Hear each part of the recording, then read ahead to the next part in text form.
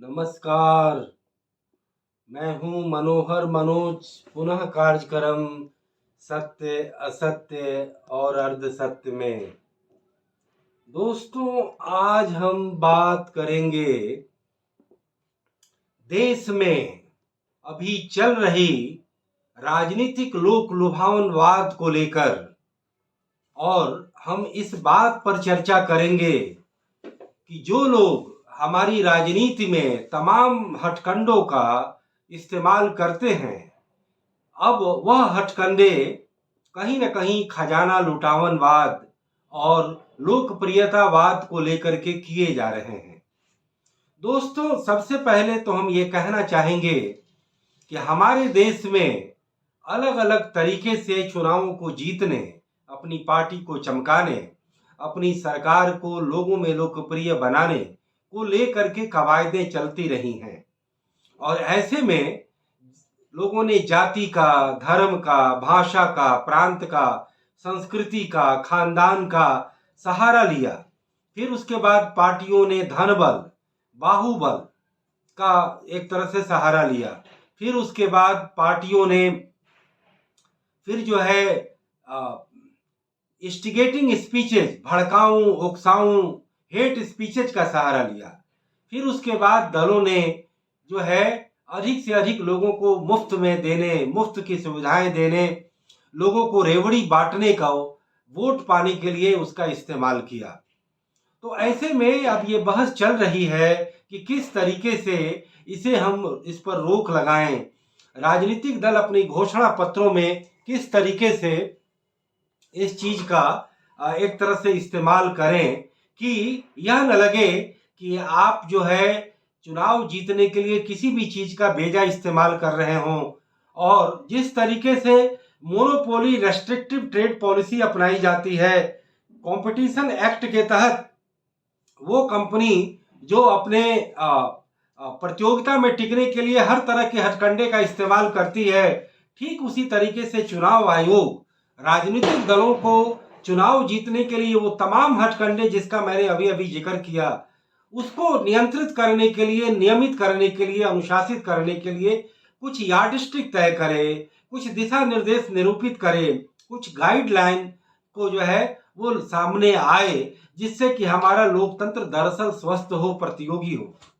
लेकिन अब इस मुद्दे पर चर्चा के दौरान मैं ये सबसे पहले ये कहना चाहूंगा कि किस तरीके से आप पार्टी ने दिल्ली में चुनाव जीतने के लिए मुफ्त में बिजली, मुफ्त में पानी और फिर अब जो है महिलाओं के लिए परिवहन सेवा की शुरुआत की।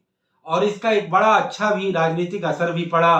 दिल्ली में 2 बार बड़े ही भारी बहुमत से आप पार्टी को विजय भी मिली।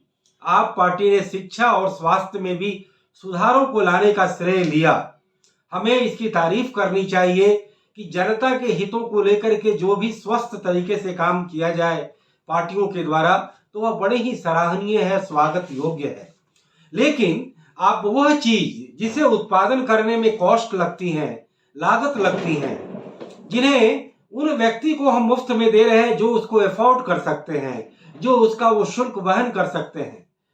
भारत की राजधानी दिल्ली मिडिल क्लास का शहर है, या यहाँ पर अगर कामकाजी वर्ग रहते भी हैं तो वो इतना जरूर कमाते हैं कि वो अपने बेसिक नीड को पूरा करें। लेकिन हमारी जब राजनीति यहाँ प्रतियोगी बनती है तो करीब करीब 20 लाख परिवारों को एक तरह से फ्री बिजली दी जाती है, 300 लीटर पानी फ्री दिया जाता है, और आधी आबादी को डीटीसी के बस में निःशुल्क जो है यात्रा करने की छूट दी जाती है। इतना ही नहीं, पिछले 10 सालों में दिल्ली की परिवहन सेवा के किराए नहीं बढ़ाए गए। इतना ही नहीं, महिलाओं की सुरक्षा के नाम पर उसमें सिविल डिफेंस को आप पार्टी ने, चाहे वो नौकरी देने की वजह से हो या अपने लोगों को किसी भी तरीके का रोजगार देने की वजह से हो, इस बात का हवाला दिया कि बसों में मार्शल नारी सुरक्षा को सुनिश्चित करेंगे, जो बात बिल्कुल बेमानी लगती है। तो इस आधार पर एक बड़े सार्वजनिक उपक्रम को बिल्कुल एक सफेद हाथी बना देना और सरकार की सब्सिडी पर उसे पोषित करना, ये कहाँ की आर्थिक मैनेजमेंट है और कहाँ की व्यवस्था है। और ये इन उदाहरणों को देने के पीछे मेरा मुख्य वास्य ये है कि इसी दिल्ली में 3 लाख सीनियर सिटीजन के आवेदन दिल्ली सरकार के स्वीकृति का इंतजार कर रहे हैं और वह आवेदन उन्हें सामाजिक सुरक्षा देने को लेकर के है। यानी कि दिल्ली के वृद्धों को सामाजिक सुरक्षा और पेंशन देने को दिल्ली की आप सरकार प्राथमिकता नहीं देती, लेकिन दिल्ली के करीब 20 लाख परिवारों को फ्री बिजली, पानी और आधी आबादी को यानी कि 50 लाख लोगों को फ्री बस की यात्रा देना ज्यादा अच्छा समझती है, ज्यादा श्रेयस्कर समझती है। लेकिन उन बूढ़ों को जिनका कोई आसरा नहीं है, जो अपने पैरों पर खड़े नहीं हो सकते, जिनका कोई देखने वाला नहीं होता, उनके लिए पेंशन का इंतजाम नहीं कर पाती है।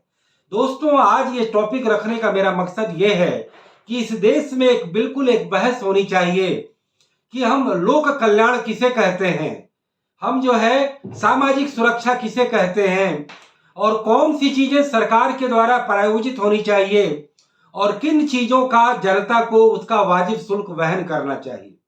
लेकिन हमारी ये राजनीति की रेस में लोक लुभावनवाद, खजाना लुटावनवाद और मुफ्तखोरी की प्रवृत्ति इस कदर हावी है कि हम इस बेसिक यार्डस्टिक को भूल गए हैं।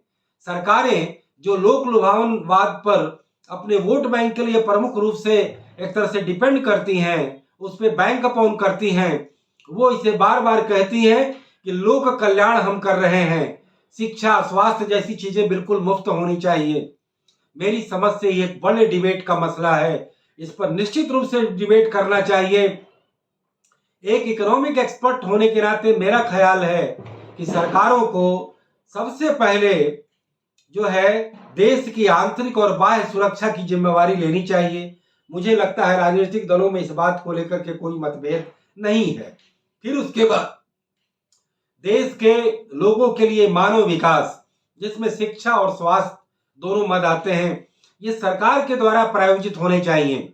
लेकिन चूंकि शिक्षा और स्वास्थ्य में प्राइवेट सेक्टर की एक बहुत भारी मौजूदगी है, जो आज से नहीं है, पिछले कई दशकों से है।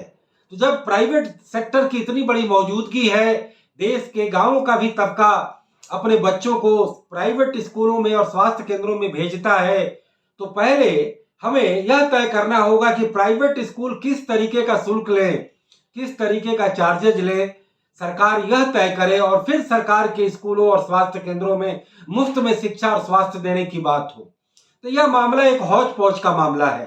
सीधे सीधे ये मामला एक रेगुलेशन का मामला है कि प्राइवेट और पब्लिक सेक्टर दोनों एक दूसरे से साझेदारी करें, दोनों एक दूसरे से प्रतियोगिता करें और देश में मानव विकास के इन दो प्रमुख मुद्दों को पूरी तरह से मुहैया करें। लेकिन निजी क्षेत्र को बिल्कुल रियायती और नियमंत्रित दरों पर स्कूल और स्वास्थ्य की सुविधा देने की बातें सरकारों के द्वारा सुनिश्चित की जानी चाहिए। और फिर सरकारी स्कूलों में, स्वास्थ्य केंद्रों में इससे भीड़ भी कम होगी, वहां भी अच्छे तरीके से इलाज होगा और गरीबों को मौके मिल सकेंगे। लेकिन हमें इसका एक लेवल प्लेइंग फील्ड बनाना होगा। तीसरा मुद्दा जो सरकारों के लिए जो बनता है वह है सामाजिक सुरक्षा का। यह बड़ी विडंबना है कि इस देश में कोई 1-1 लाख रुपए पेंशन पाता है, बल्कि 1.5 लाख तक पेंशन पाता है, और किसी को 400 रुपए भी पेंशन नहीं मिलता, और वह भी हर महीने नहीं मिलता। 6-6 महीने पर सरकारों के द्वारा पेंशन की राशि का भुगतान किया जाता है। इससे बड़ी विडंबना इस देश में कोई और नहीं हो सकती। मेरी समझ से इस देश में 60 साल से ऊपर हर व्यक्ति 60 साल से ऊपर को पेंशन को कानूनी सुरक्षा सुनिश्चित करना चाहिए।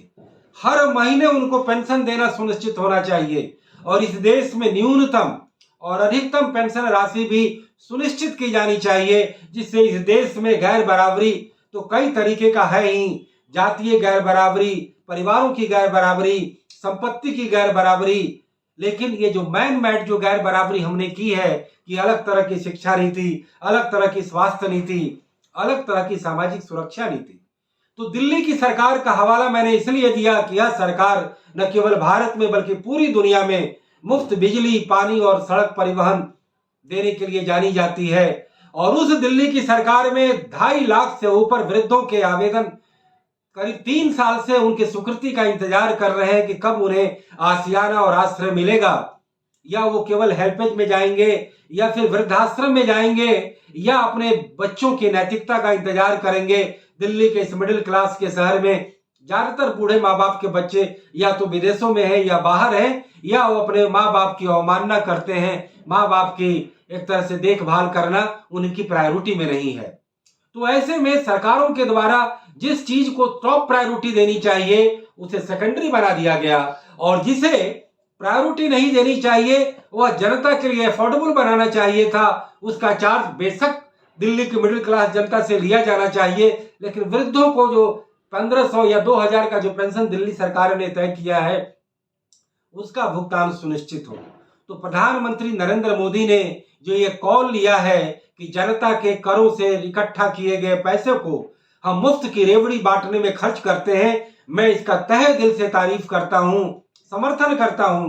मैं नरेंद्र मोदी के तमाम चीजों का मैं क्रिटिक रहा हूं, उनकी ऑटोक्रेसी या उनकी हिपोक्रेसी या उनका जो है आइडेंटिटी पॉलिटिक्स या उनका जो है मेजोरिटी अपीजमेंट के वो तमाम वोट बैंक के कारनामे, उन सब का मैं विरोध करता रहा हूं। लेकिन लोकतंत्र के सुधारों के नाम पर अगर हम जाति धर्म को कंट्रोल करते हैं या उन्हें एक तरह से बैन करते हैं, मनी और मसल को हम कंट्रोल करते हैं, हेट स्पीचेज और इंस्टिगेटिंग स्पीचेज को बैन करते हैं, तो यह वक्त है कि इस देश में रेवड़ी बांटने की संस्कृति पर भी पूरी नकेल लगे।